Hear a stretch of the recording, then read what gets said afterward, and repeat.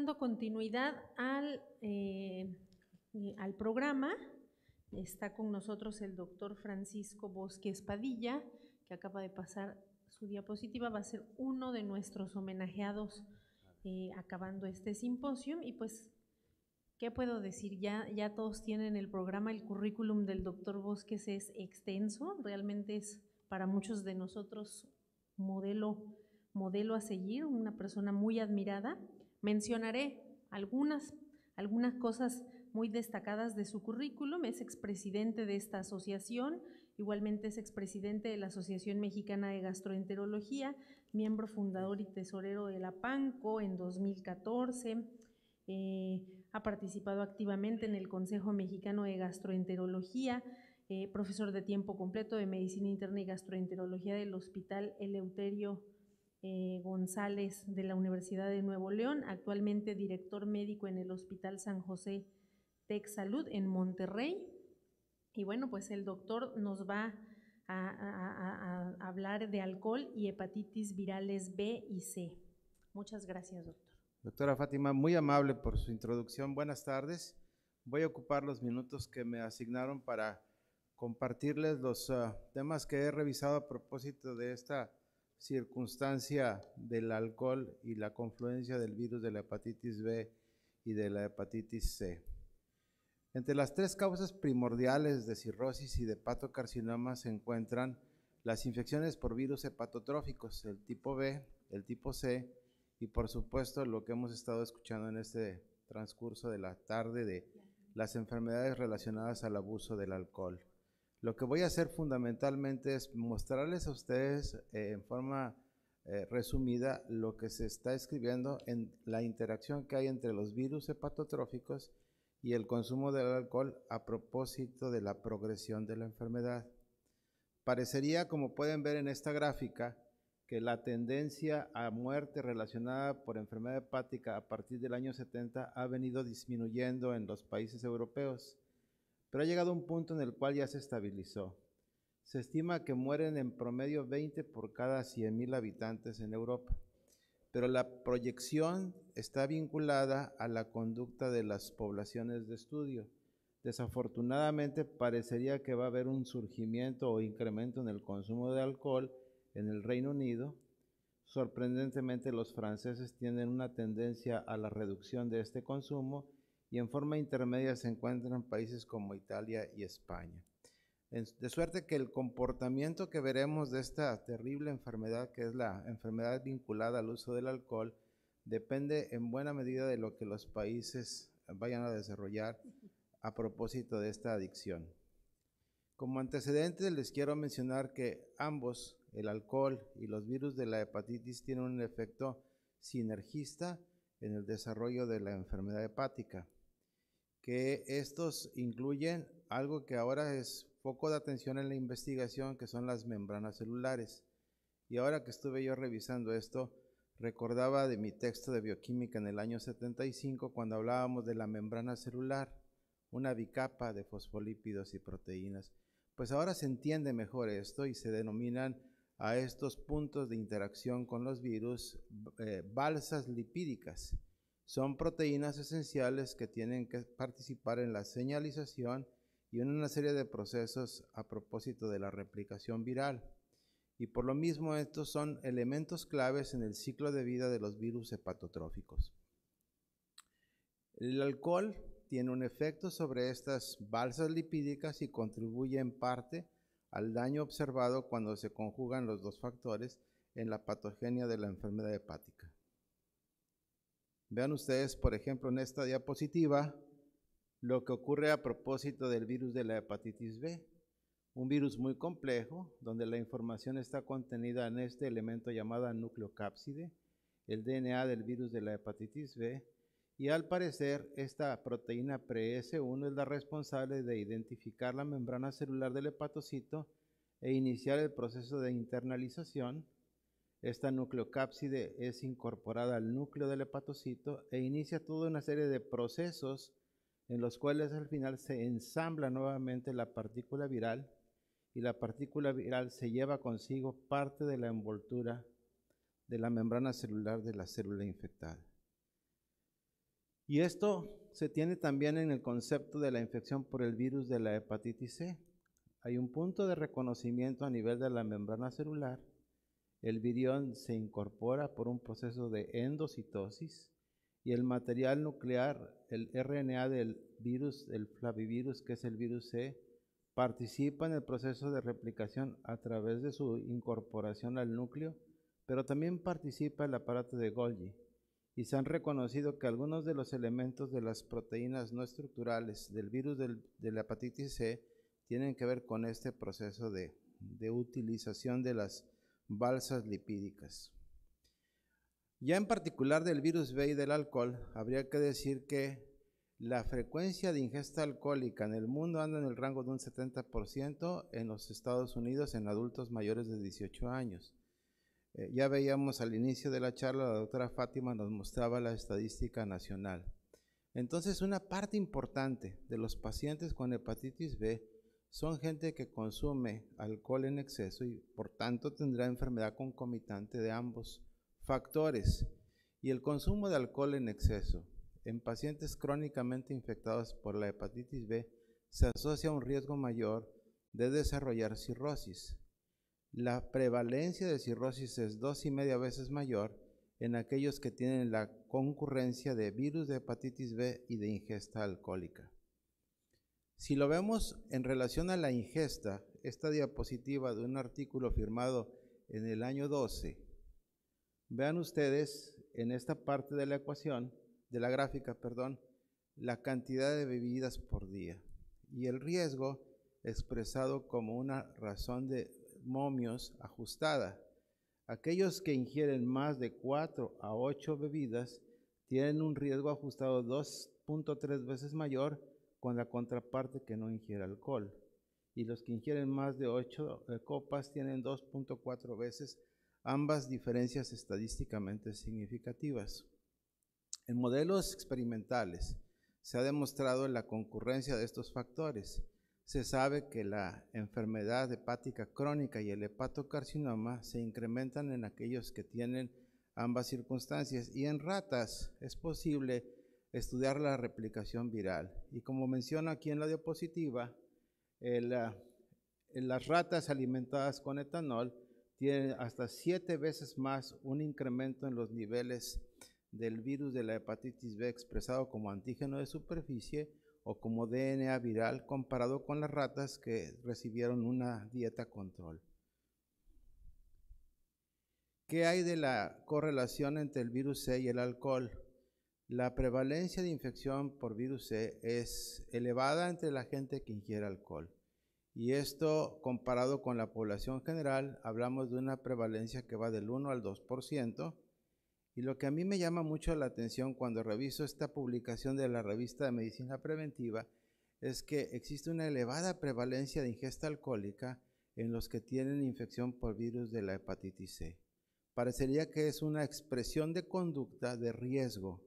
Lo que no explican es de qué manera puede ocurrir la infección y la ingesta alcohólica comparado con la población general.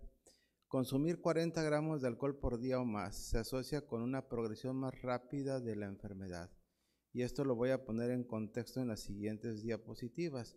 De hecho, se duplica la incidencia de cirrosis en aquellos pacientes que incluso consumen cantidades consideradas pequeñas de alcohol. Que me parece es una de las mejores revisiones que hay al respecto, pone en contexto algo que ustedes y yo conocemos, que la posibilidad de que una persona progresa a cirrosis anda en el rango de un 30% a lo largo de 30 años, y esto se ve expresado en la tasa de progresión de fibrosis a lo largo del decenio en el que tiene solo infección por virus de hepatitis C, comparado en aquellos que ingieren alcohol y tienen la enfermedad por virus C. La progresión en tiempo y el nivel de fibrosis es significativamente mayor. ¿Qué se considera una ingesta de alcohol significativa? Más de 40 gramos de alcohol por día en mujeres y más de 60 gramos de alcohol por día en hombres por al menos 5 años en la forma en que revisaron estos autores su cohorte de pacientes. Cuando ellos analizan el consumo que el paciente acepta ingerir con respecto a la cantidad de virus de hepatitis C, ustedes pueden ver aquí que el consumo en gramos por semana aumenta en esta ecuación, en este eje, y vean la cantidad de partículas virales que se aumentan. Parecería que el alcohol tiene un efecto permisivo que explicaré a continuación. La doctora Ana María Rivas, que amablemente me invitó a colaborar en este trabajo, en un modelo de replicón de virus de hepatitis C, demostró que la concentración de alcohol al aumentarla en el cultivo incrementa proporcionalmente en una función de temporalidad en horas la cantidad de partículas virales. Y cuando se compara uno a uno los que cultivaron o cocultivaron con alcohol versus los que no recibieron alcohol, en función de la temporalidad se ve la cantidad de la expresión del virus de la hepatitis C. En ese trabajo en particular se buscaba explorar si la expresión de las enzimas del citocromo de la ciclooxigenasa 2 tenían que ver con el componente de replicación viral, y así lo demostró ella porque también manipula el experimento agregando aspirina. De manera que parecería que el estrés oxidativo y el desencadenamiento de la ciclooxigenasa 2 tiene que ver con la replicación viral. También la incidencia de cirrosis evoluciona en función del tiempo transcurrido, en función de la temporalidad. Mencionaba yo que en el tercer decenio, después de la infección, 1/3 de los pacientes tienen cirrosis. Pero vean ustedes, comparado con aquellos que ingieren alcohol, prácticamente se duplica en todos los decenios, y en la cuarta década, 8 de cada 10 pacientes que tienen hepatitis C y además ingieren alcohol ya tienen cirrosis. Esto lo vinieron a aclarar en el 2005 en un metaanálisis porque los resultados eran contradictorios y se veía una dispersión de valores respecto al incremento en riesgo. En ese trabajo se define el consumo intenso de alcohol como un rango que va de 210 a 560 gramos por semana, que serían entre 20 a 80 gramos de alcohol por día. Y el valor de riesgo que observaron, representado aquí como razón de riesgo de 2.3 veces con este intervalo de confianza, que documenta fehacientemente que alcohol y virus C son una mala combinación. ¿Cómo es que se da esto? ¿Cómo es que el alcohol y las membranas celulares y estas balsas lipídicas tienen que ver?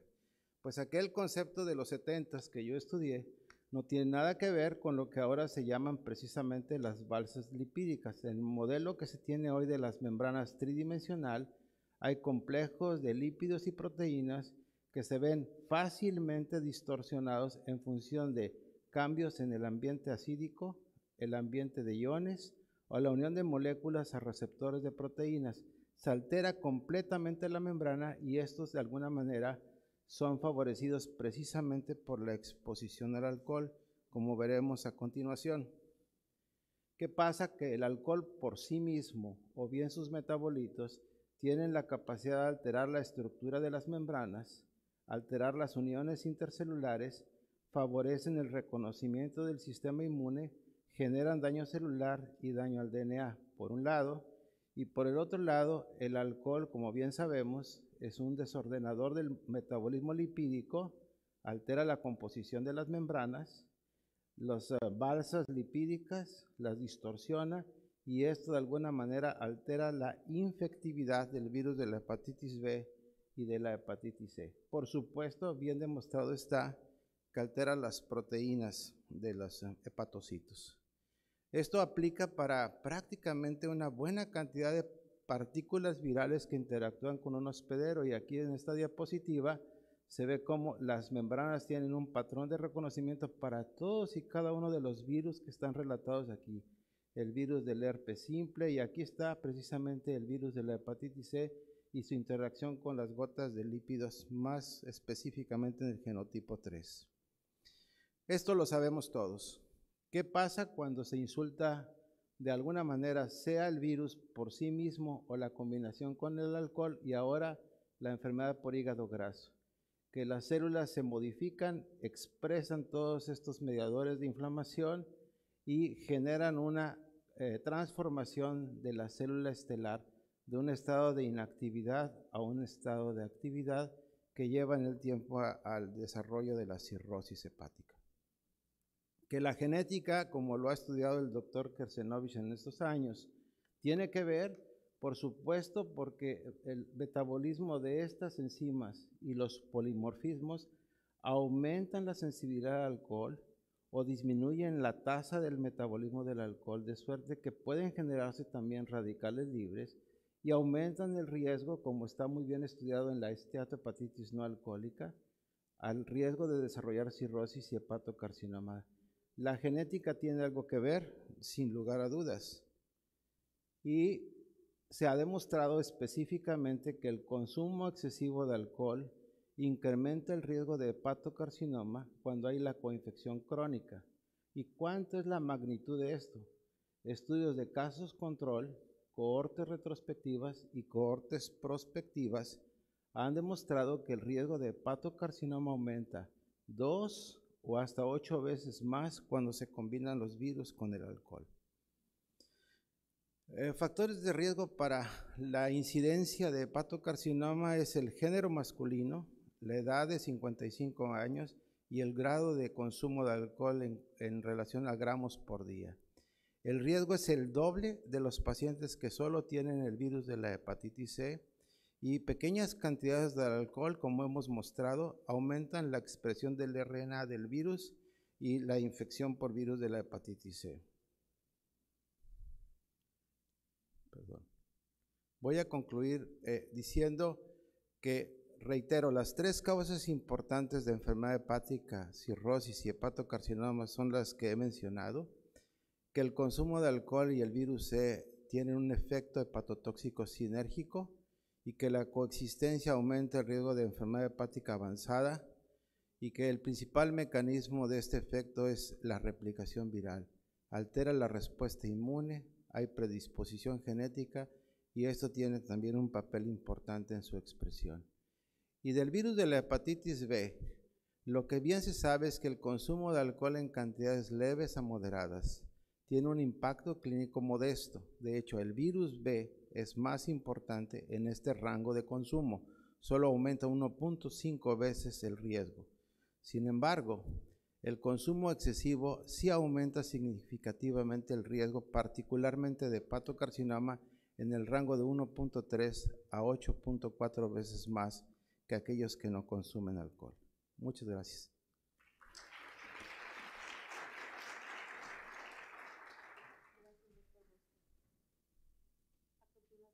Hay un cambio en el programa. La doctora Mari Rinela no va a poder dar la plática ya que tuvo que salir.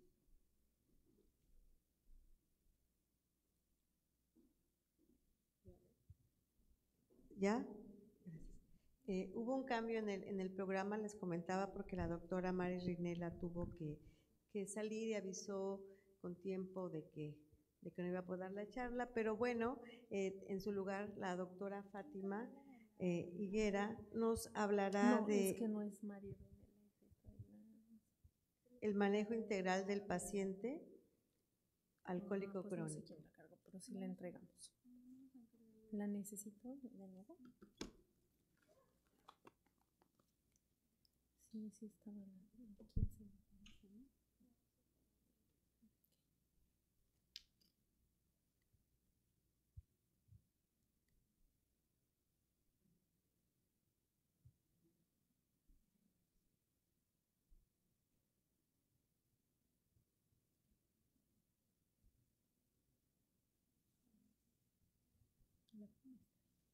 No, la segunda. Ahí está lo de las becas para que no se les olvide. Ustedes pueden ser los acreedores a una beca académica completa para el próximo congreso. Y bueno, pues en ausencia de la doctora Rinela, vamos a platicar un poco cómo lo hacemos en el Hospital General de México, en donde la gran mayoría de los pacientes que atendemos todavía por hepatopatía, pues siguen siendo alcohólicos. Entonces ahí tenemos un programa en donde tratamos justamente de darles una atención integral, no solo a la hepatopatía, sino a todas las condiciones que este tipo de pacientes pues traen asociadas.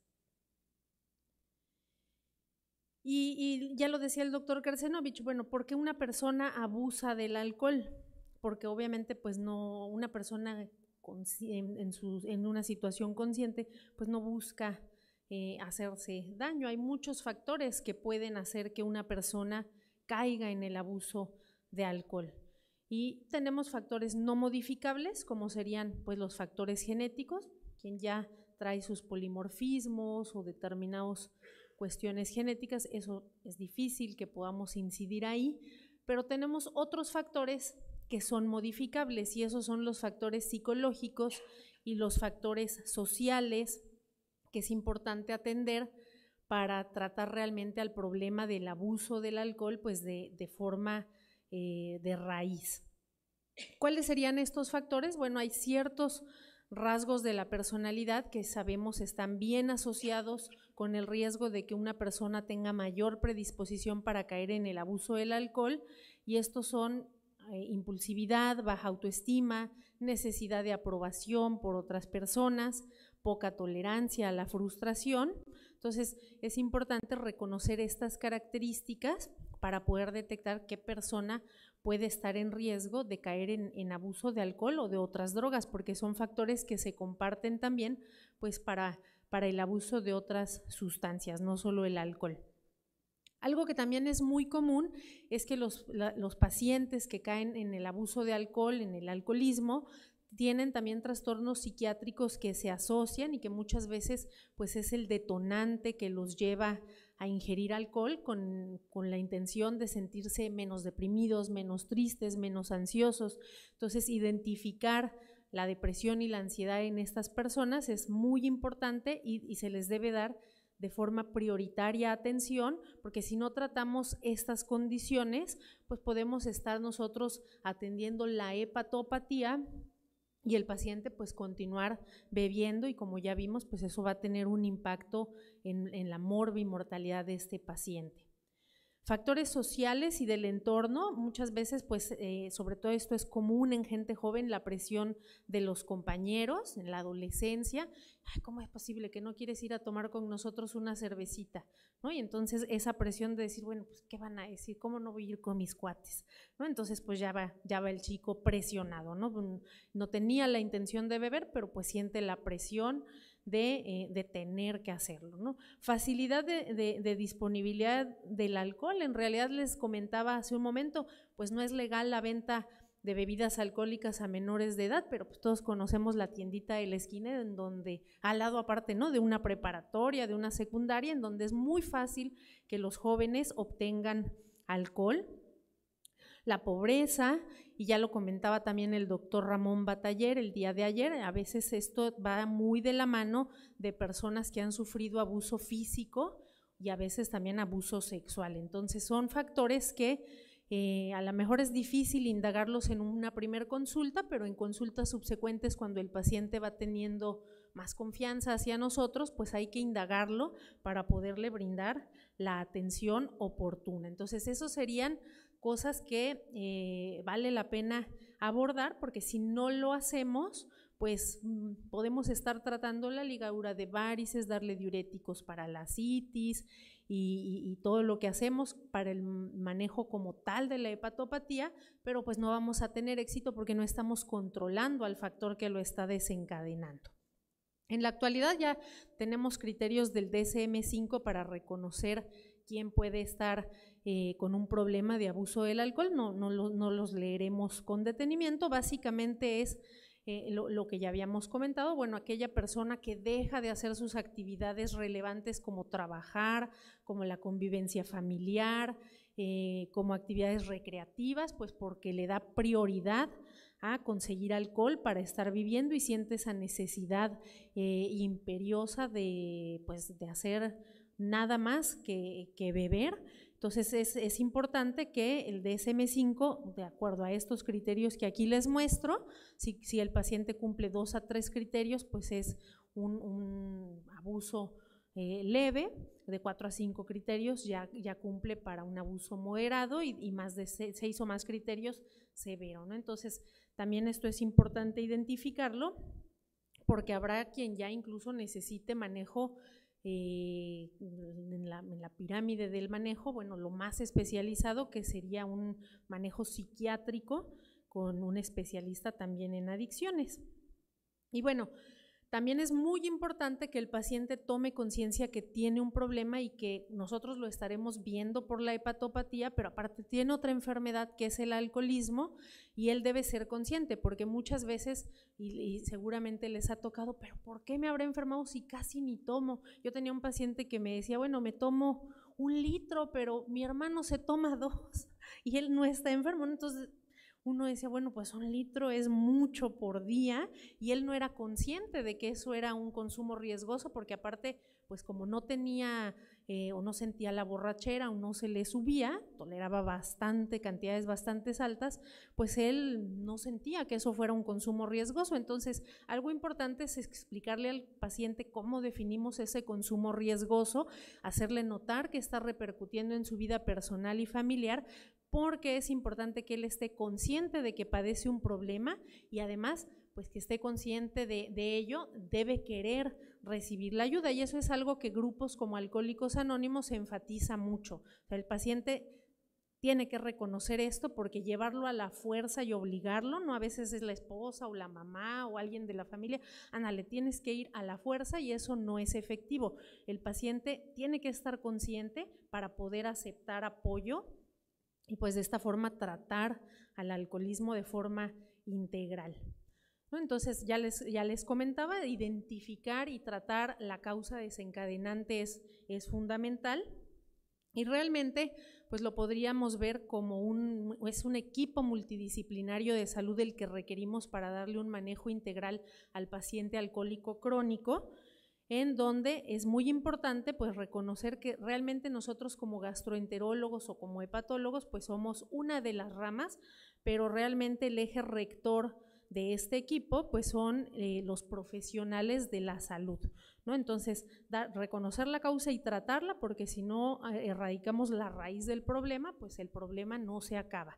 Y trastornos psiquiátricos asociados como depresión o ansiedad. Entonces, el eje rector pues va a ser el personal de salud mental, desde el psiquiatra, el psicólogo, los consejeros expertos en manejos de adicciones, que nos van a ayudar a tratar este tipo de problemas que son el trastorno raíz.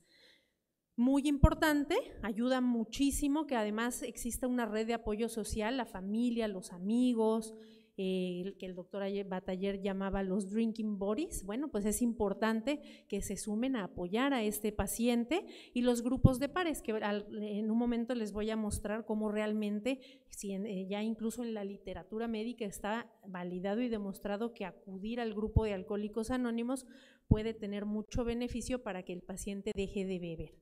Y además, bueno, a nosotros nos tocará tratar los padecimientos orgánicos derivados, ¿no? Entonces sabemos que hay muchos, el paciente a lo mejor tiene miocardiopatía dilatada por alcohol, requerirá de ir al cardiólogo, o tiene pancreatitis crónica, o tiene hepatopatía y entonces llega con nosotros, puede haber deterioro cognitivo, en fin, una serie de trastornos que en realidad pues requieren un abordaje multidisciplinario. Entonces nosotros como tal pues no estamos en el centro de este manejo, somos una de estas ramas, pero es muy frecuente que a veces el paciente ni siquiera reconoce que es alcohólico y él llega porque tiene ascitis, y entonces pues viene a que le manejemos la ascitis, y ahí nos toca hacerle ver que aparte pues su problema viene del alcoholismo, que es una enfermedad que también hay que atender, y saber a dónde canalizarlo cada uno pues en su centro o en su institución, para que reciba todo este manejo integral.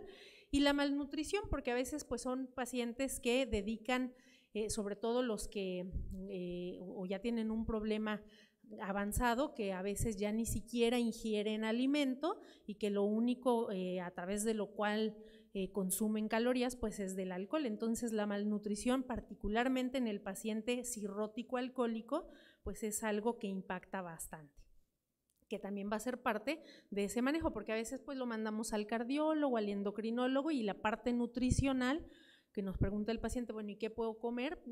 ¿No? Pues también hay un experto que es el nutriólogo que nos puede ayudar muchísimo en este manejo integral. Entonces, necesidades de atención, tendríamos que empezar desde el primer contacto, los médicos en centros de salud, para hacer promoción en aquella persona que no tiene un problema con el alcohol, pero explicarle cuáles son los riesgos. Usuarios pues sin síntomas, psicoeducación, intervención breve en aquel que ya tiene síntomas pero todavía no cumple criterios formales de dependencia, y bueno, ayuda especializada en quien ya identificamos un problema de dependencia, ¿no? Entonces la OMS nos marca 4 zonas en donde podemos impactar, desde la educación sobre el alcohol hasta incluso, bueno, los pacientes que ya van a requerir un tratamiento especializado.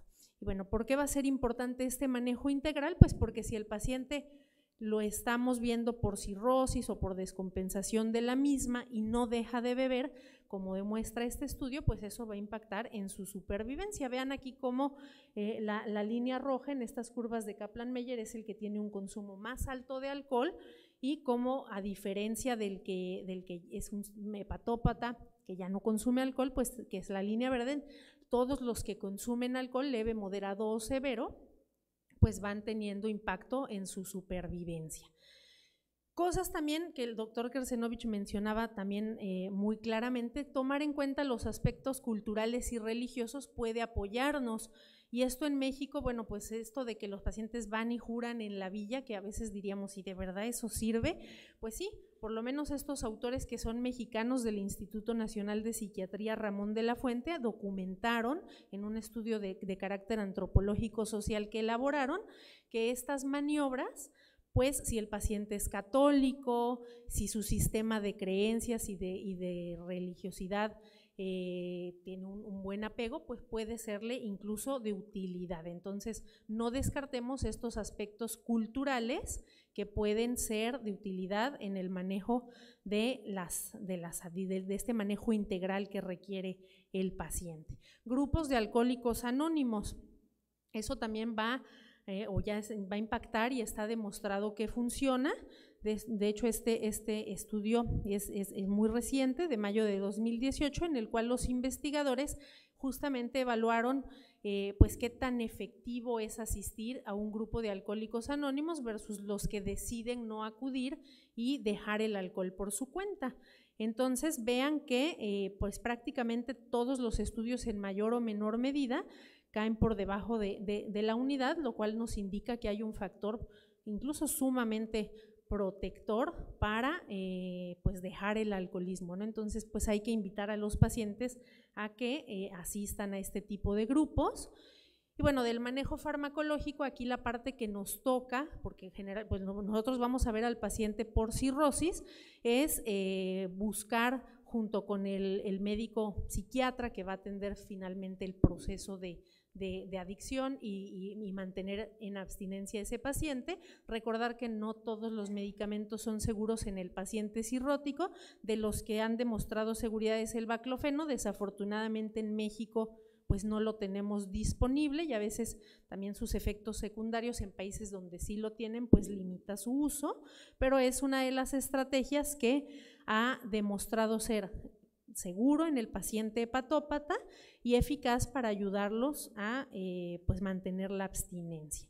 Entonces, también dentro del manejo integral, dejar el alcohol, pero un aspecto que me parece muy importante a mencionar es el aspecto nutricional, porque bueno, ya decíamos, nos abocamos nosotros pues a la ligadura de varices, a dar diuréticos, a todo lo que implica el cuidado del paciente hepatópata.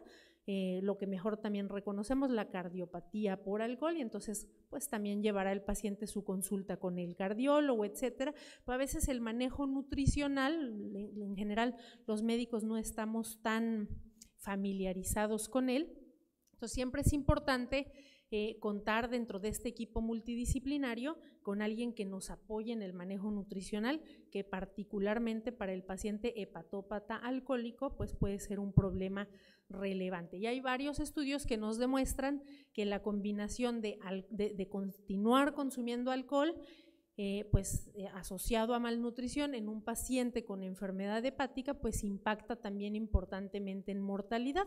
Entonces, bueno, a propósito de que este es un simposio conjunto con la Asociación Americana, este trabajo también lo desarrollamos en conjunto con médicos de Florida, en el cual, bueno, pues nos dimos a la tarea de ver qué tanto impacta la malnutrición en los cirróticos y pues vean que realmente de aquel que está bien nutrido, que es la curva azul, el que está malnutrido o severamente malnutrido, pues tiene impacto en su supervivencia. Por lo tanto, una cosa muy importante a tomar en cuenta pues es el aspecto nutricional. Entonces el equipo deberá estar integrado por una serie de especialistas en el centro del psiquiatra, no olvidarnos de psicólogos, de nutriólogos, que va a formar parte de este equipo multidisciplinario, pues para en realidad poder brindar una atención integral a nuestro paciente con problema de alcoholismo. Muchas gracias.